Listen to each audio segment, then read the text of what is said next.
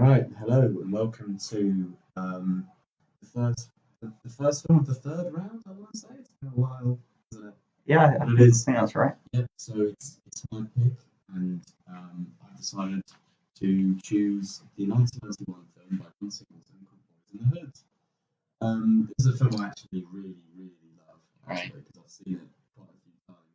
I think I probably watch it about once a year or so, because even though it does have some really upsetting moments and scenes where you do feel quite depressed and you're kind of upset about the state of things over in LA at that time, and I imagine still today. Not just still LA. a watchable film. Yeah. So, I mean, what did you guys think of it? I mean, I think it got generally good. Yeah. You're all generally quite positive about it. Yeah. Yes. Which is a good change from The Graduate. He wasn't a massive fan. No, this is miles better than The Graduate. Yeah. Yeah. I mean, I wasn't 100% sure on this film. I was going in. I was like, what is it going to be about? You know. And I think it took a while for me to sort of get what it was going for, because it does sort of start as this, like, telling this, like, growing up story of like some children, right? Mm-hmm. And then it time skips ahead, and you're like, I wasn't really sure what the story was focusing on. But over time, I got the idea that it was really sort of just painting a picture of this sort of setting that is the hood, and yeah, I think it does a really good job of that, in my opinion. I do quite like it. Yeah, I think it's quite beneficial seeing them as children. I mean, we all know what Mark Mode has to say about the intro of Boyz in the Hood, but I know he has to say about the ending of Boyz in the Hood. Yeah, he's a bit of a pot spoiler, isn't he, that guy? But I mean, it has a similar sort of thing that Once Upon a Time in America has, where a lot of the first half of the film is set when they are children. And I think that's how you build up a connection to these characters, when you see them quite innocent. In fact, I say quite innocent. I mean, they're very young, but I wouldn't say innocent in the sense that we probably were when we were a lot younger. I mean, they can walk past a dead body and they're desensitized by, I guess, but they're still quite young, and I think that connection comes in quite early, and it's kind of established when you make that connection a lot older. So it's good to have that established part at the beginning. I mean, it's a really good opening 30 minutes. So I think it does a good job of establishing a location. LA, it feels very authentic. I mean, the fact that I already mentioned these young people walking about and then see dead bodies, and I mean, they're not particularly phased by it. It seems to be something that's kind of commonplace, or really something they're used to. And again, it's a good social commentary on how bad things are. Yeah. And how things really should change. We shouldn't be going around seeing bodies and just being like, yeah, I mean, that's the one last week. Okay. What are other people's thoughts? In the opening or the film? Either one. Surprise me. Go on. I mean, I'm a big fan of the opening. I like they literally do the Stand By Me thing. Yeah, is that them walking down the railroad? Yeah, I was pretty sure. Like, God, this is like that Rick and Morty episode. Yeah, I like how the opening kind of gets everyone around the character so much so that when you suddenly find the old man, they're like grown up, you know who everyone is immediately, and you can kind of see their circumstances and how they're being treated by like the different parental figures, and how that kind of ties into the rest of the film. You know, like if everyone in the world had a furious stars in their life, maybe they'd be a better human being. Furious.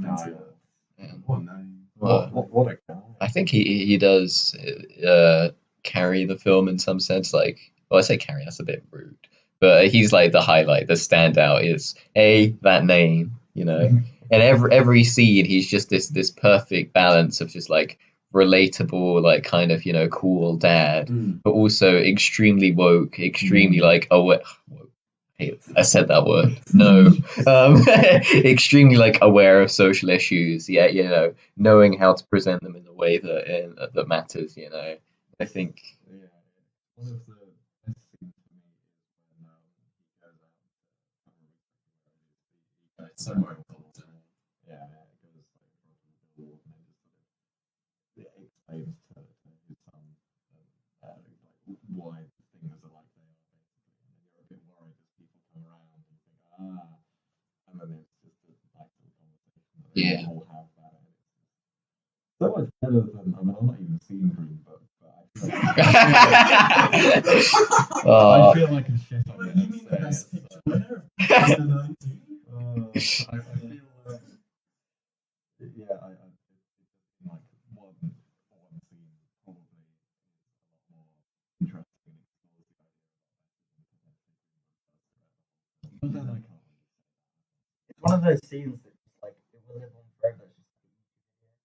It's like it works completely out of isolation. Yeah. It's just communication. I also quite like, I mean, in that scene, he is talking about what the justification is. Mhm. And I quite like the fact that, as we mentioned, people come about, and then, Yeah. I mean, you can see He's like firsthand- preaching, you know. Yeah, It's exactly, really exactly. good. Yeah. He brings crowd, and then you get to see firsthand like a tension between older generations and younger generations, and where they think the blame is and where it obviously isn't as a result. Yeah. Which is quite good. I really like that scene, mainly just because I had never really understood what gentrification was before. I understood it was like a vague bad thing to do with buying houses and like, I don't know, putting a Whole Foods or like an upmarket sort of grocery store in like a poor neighborhood. But now I get it. Now I'm like, oh shit, that's bad. We need to stop that. It's just segregation. Yeah. Yeah, just how the whole system is, the machine in fact should be raged against and and is set up to, like, you know, disadvantage people, like, you know, and I thought it was really interesting that one of the quote unquote sort of villains of the story is the police officer, and he just has the white like his assistant. And he's not like the villain. No, it's there's the main guy, and the white guy is just sort of there in the background, just sort of standing around, like, I don't know, Martin Freeman in Black Panther, just sort of being there. And it sort of does focus on you know, the sort of the African American cast for everyone, and it's great. You know, I think it's good that there are films like this being made to tell this perspective, since, you know, I hadn't heard much about it before this. Yeah. Yeah. We were talking about scenes in the film, and I definitely agree. But there's one that stands out more to me. I feel like it's a scene that should be a lot more recognised as a classic scene, because it definitely has that weight. And it is the scene when Cuba Gooding Jr. and Ricky, I can't remember the actor's name, are being followed by the gang who they fell out with the previous night or a couple of nights before.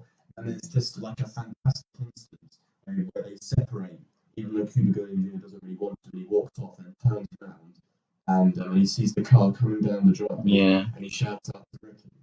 And then the great instance is when everything slows down a little bit, and Ricky is, you know, frantically running away to stay alive, and all the audio cuts out, and it just that moment when everything cuts out, and all you can really hear is, I think, the sound of, children playing. Like, you can just hear, like, I think just like the sound of a baby or something as he's running away. And I think that it's just a really punctuated moment, because of the fact this is happening in a neighborhood where, you know, children are just, you know, like right around the corner, and of course it's a character that you really care about being gunned down, and it's just such a sad moment. And I'm kind of worried, because I've gone back and rewatched that scene on YouTube so many times, and I'm worried that if someone sees my search history and sees that I'm watching a video of a black person being shot, that's going to have some repercussions. You're gonna get some Ben Shapiro recommendations I think so. in your YouTube feed. Yeah, and it's great. The film just even gets better.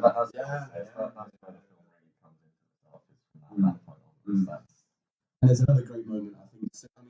There's another great moment soon afterwards when they bring the body back to the house, and Angela, no, it's not Angela, that's it. Angela Bassett played Cuba Gooding Jr.'s mother.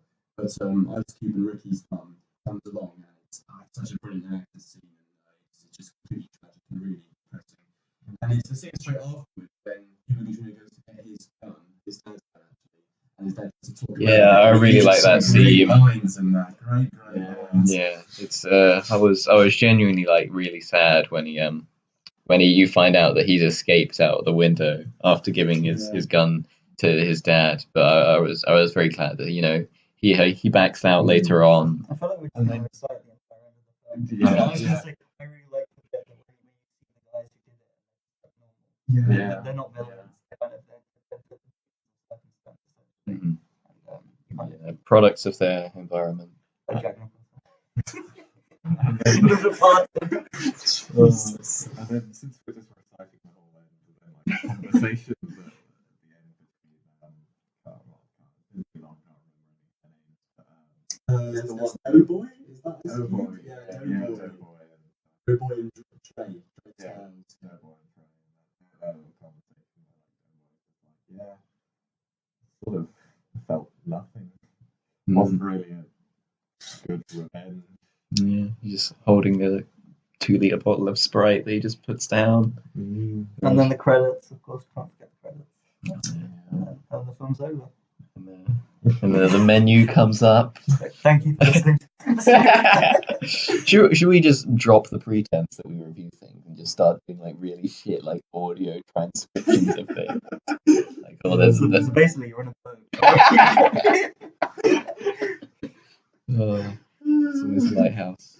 So yeah, what did we think of more earlier on then? Just to round out our discussion, I was a bit confused earlier on because I thought that it's obvious like now talking about it that he moves to like a much like worse off neighborhood. That's the thing. Yeah. But I thought like, oh, he's going from a flat to like a standalone home, and like, oh, there's a tree outside. It looks quite nice. I thought it was like a way like richer neighborhood. I thought like, oh man, Tony, I was so It confused. worked out that it wasn't. All selling bean pie. That's the central metaphor. Bean pie. Oh, I also forgot to mention, the other thing that makes Ricky's death so sad is because he doesn't even find out that he passed Yeah. his test, didn't he? The college that he Yeah. wanted to, because he's just got into the front without even walks off in itself. Mm. And the postman just comes along and he sends the test course. Yeah, He's already long gone. By then. it is. The film's definitely about how people are sort of stuck in the cycle of poverty, I'd call it, in like that class in America, and people try to do their best, to get out of it, but at the same time, it's like they're just disadvantaged by their circumstances through no fault of their own, and it's quite sad. It's very sad. Do you prefer the barbecue scene to the wedding scene? It's great just when Cuba Gooding shows up in something in an outfit which at the time may have made me look a bit. Now he can just get beat up. It's not as great as Ice Cube's intro. I'm a motherfucker. Ice Cube's actually really good in this. Yeah, which is surprising. I've seen Ride Along. Have you seen Friday and next Friday and the Friday after that? I'm sure it's not. Yeah, it's probably alright. Is that the Dr. That Dre is one? Dr. Dre one. So, Yeah, I feel like in the 90s, when coming out, Mhm. like even in this, you could call the film like very and by success. I really want to see you do the right thing as well. Yeah. I'm glad you picked it. Yeah.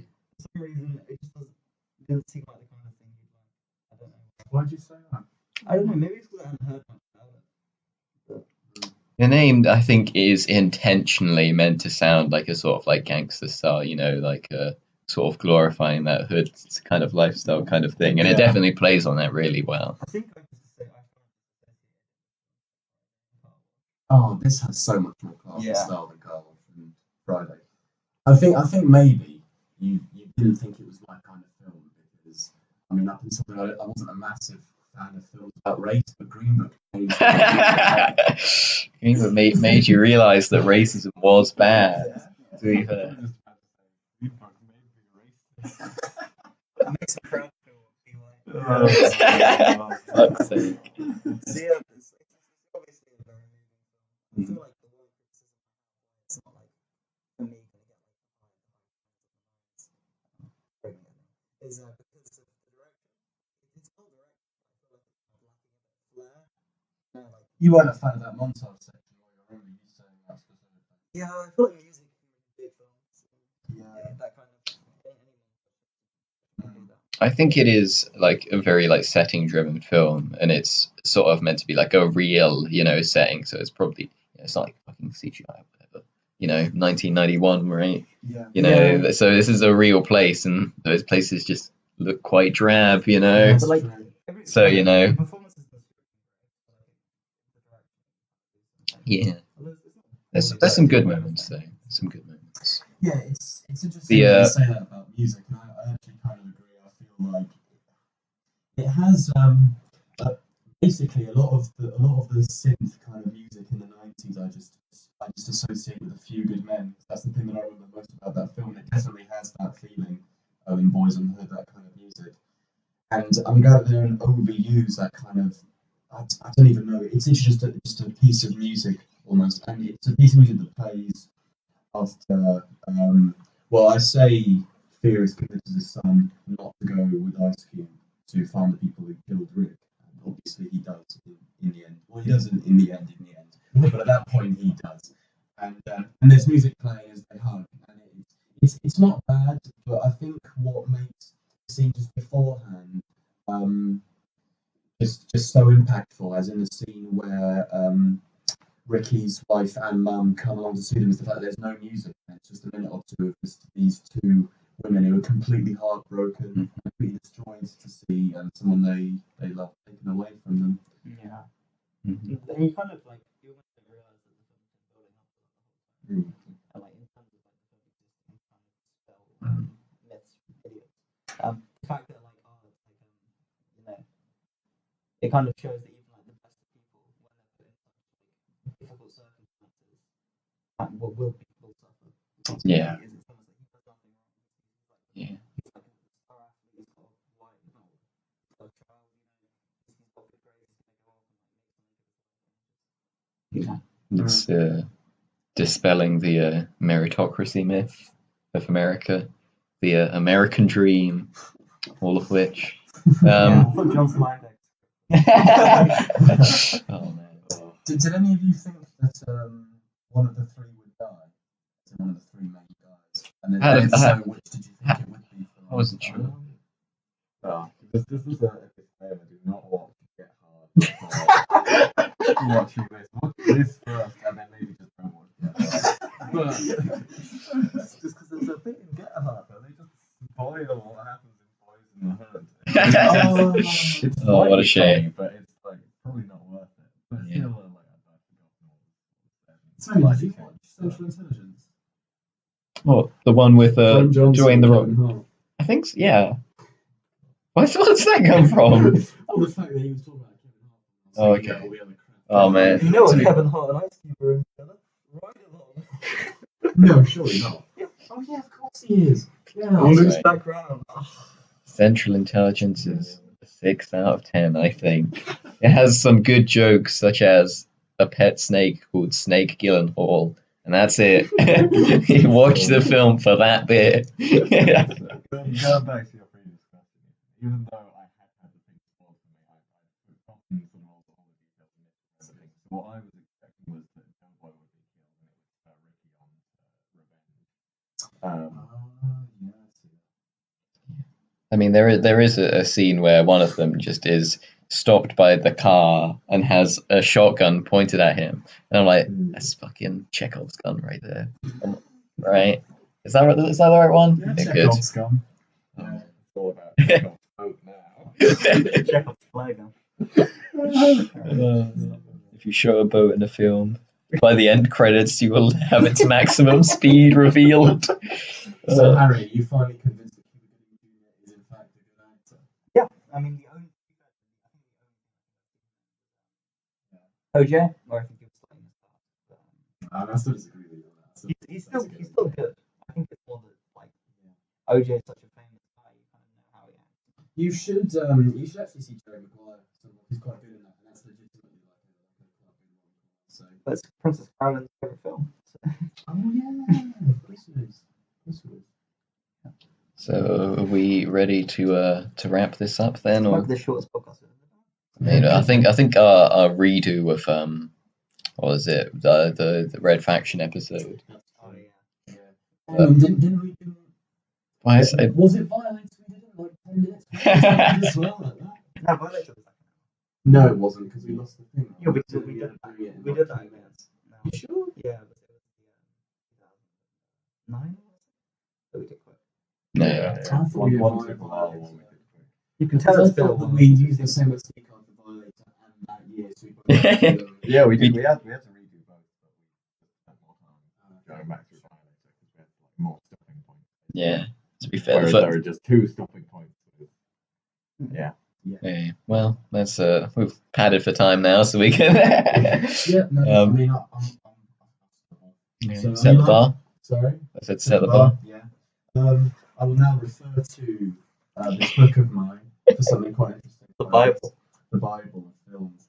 So, the director Singleton was the youngest nominee for the Best Director Oscar at the time when this was made. I mean, that might even be the same today. I'm not too sure. He's only 24 years old at the time. I thought he was even younger, actually, when he'd made that film. But that's pretty cool as well. Yeah. Imagine being 4 years older than us and directing a film this good. That's Yeah, fucking it's sad. impressive. What are we doing? This. Oh man, hit that like button, Dan. Yeah, so like I said at the beginning, it's obviously quite a few plays. I think it's really rewatchable for what it is for so many great moments, especially the scene where Ricky dies, because it really does hit you. And We definitely need to say spoilers. yeah. I mean, It's kind of a scene. Like, why would you listen to this podcast if you have LieMDB Boyz in the Hood? If you haven't seen Boyz in the Hood. The other thing that I like about this film is I think it presents quite a, I'd say quite like a unique approach to racism and that as a concept. Because I feel like if you watch a film like 12 Years a Slave, I think that's good for what it is. But I don't like it nearly as much as Boyz in the Hood because I feel like it's a film that just says, oh, slavery is bad and it was a long time ago. And yeah, it is really, really depressing. But this film is a lot more modern. And I think there's a lot more you can take away from it because I think it's a lot more of a complex situation. Yeah, because the racism is on screen, really, isn't it? From government. Yeah. Exactly. Yeah. Higher up institutions. Like, the one character who kind of personifies it, the black cop. yeah, That says a lot exactly. about the Which kind is of which the is power the, dynamic like, given to really good. by the state. Exactly, and I think there are so many films out there that focus on race relations between white people and black people. Individuals. That can be done. Yeah, I feel Exactly. But this film Like is almost two focused individuals that are like in a car together. They have to go somewhere. I actually haven't seen Green Book. I don't know what it's about. Yeah, I feel like a lot of films are racism. Yeah. Yeah. And I think it is more of a broader film about like a community, you know. It is about like this sort of perspective of America. Just, you know, it's not even though it is a character story, it is like trying to take a more like holistic approach to it. Mm-hmm. Yeah. No, exactly. But yeah, it's a fact that it focuses on, I think, interracial relations, which I think can be extremely interesting. Another side of the coin that I don't think we see very much in films, and just having that approach can be quite educating. So that's good. So I'm going to give it an extremely low 9 out of 10, I think, but it's a 9 out of 10 nonetheless. And the fact that I've seen it probably 4 or 5 times, and it still holds up quite well. I'm not bored of it in the slightest. I think it means something to me. Awesome. Should we go down the bed, Jono? Pressure, man. Yeah. Pressure. Green pie. It's a strong film, especially the ending part. I feel that I wouldn't necessarily say like drag would be. I don't know. I accept the opening and what it does, but I think compared to the rest of you, I'm a bit less sold on it.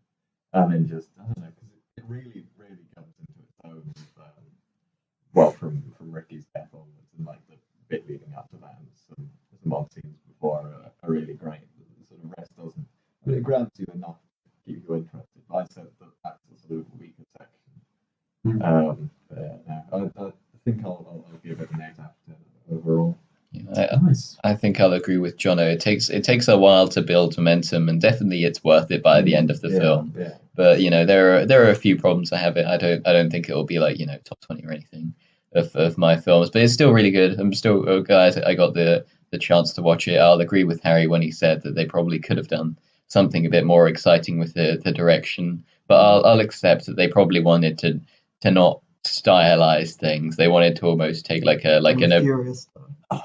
what a good name. What a good name. I lost my train of thought. Oh, well, Sorry. it wasn't that good. It's worth it to just say Furious as Stars' name.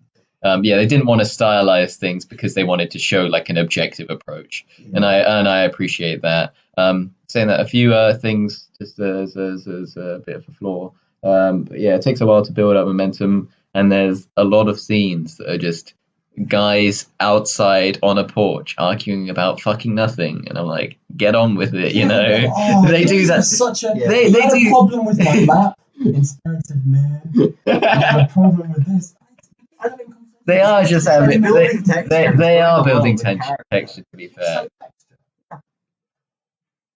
Yeah, there's texture. Oh no! Pretty quick wrap up.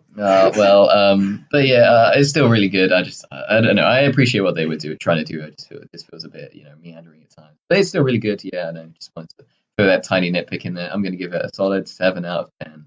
And at this point, given the fact that 7 out of 10 has become my default LieMDB rating, I'm sorry, but one of them is going to have to go down. In the Loop is going to a 6 out of 10. Yes. I'm sorry. I just when it comes to this made me realize that the government it's all corrupt and it needs to be taken down. So it's going. So yeah. In the Loop was hardly. Yeah, to be fair. Yeah, exactly.